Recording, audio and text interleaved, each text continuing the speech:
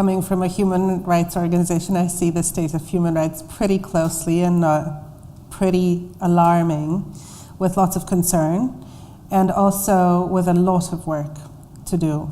So every day I think we're confronted, all the 35 of us at the Hungarian Helsinki Committee, with the immense and endless list of to-dos, but they all make sense.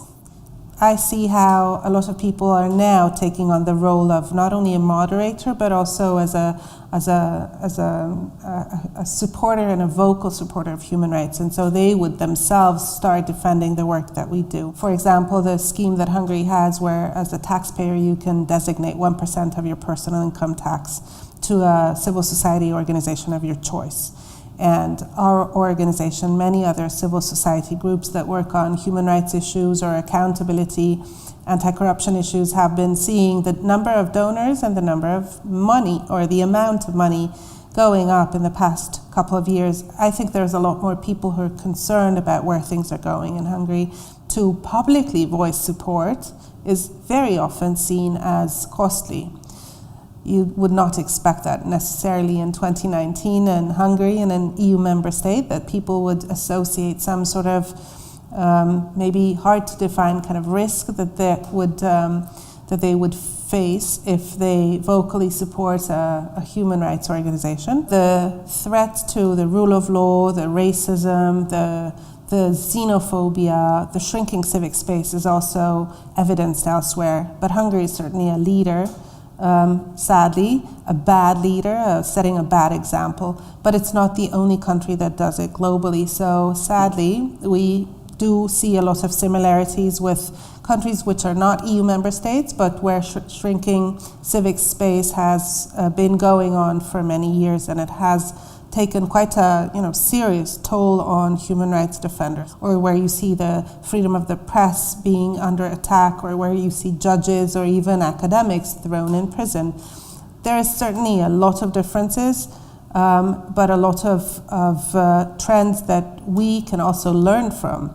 How to counter these, what to do as an organization, how can you prepare yourself, what can you do to make sure that your staff will remain in the organization. I'm very genuinely convinced that there is a reason for hope. When we talk amongst ourselves, we have a small staff of 35 people.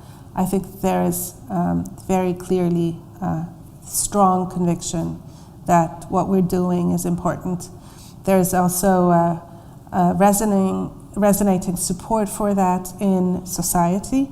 And also what gives me hope is that I see that even when, for example, when we're recruiting, such a simple example, there's quite a lot of young people applying to these jobs and a lot of people with very, very high qualifications. What can we do to make sure that human rights work is not only about remedying human rights violations, but also how can we put more emphasis on the prevention? Both of these questions relate to having to engage much better at a much earlier stage with society.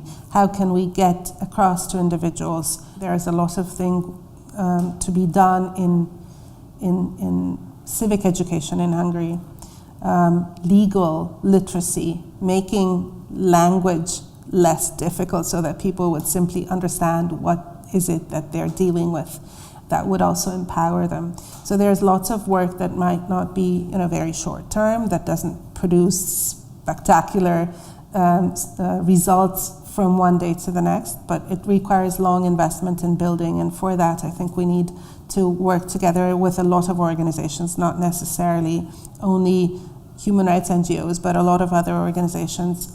Solidarity in civil society is something that needs to be also strengthened in Hungary, and so we certainly have our job cut out to address these.